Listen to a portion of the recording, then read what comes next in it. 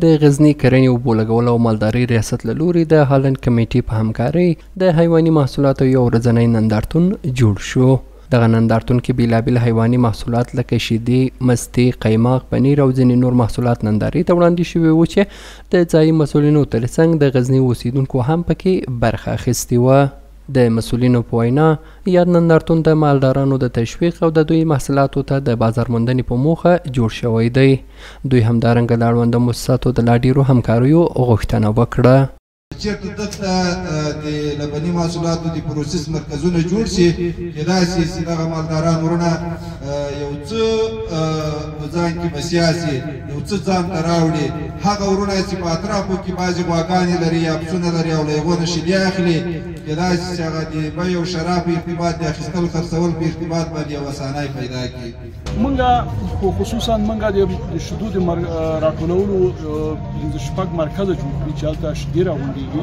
یو ورځ یې د 100 لیتر نه 9 لیتر 200-300 لیتره پورې شیدې راغونډېږي او هغه بیا بازار ته عرضه کېږي.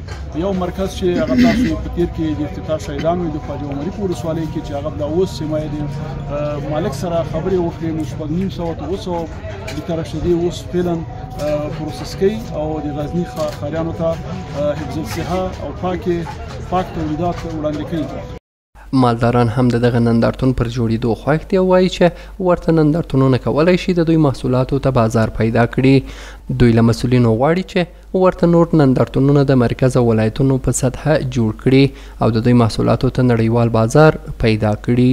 ما در قسمت نمایشگاه خیلی از شما تشکر میکنیم که این نمایشگاه را شما برگزار کردین و ما بتانیم از طریق قضیه محصولات خود و مردم خود و بیننده های خود این را رونق بدیم و بیننده باشند که همچون محصولاتی در ولسوالی خوجمری در ولایت غزنی همچون محصولات ما داریم.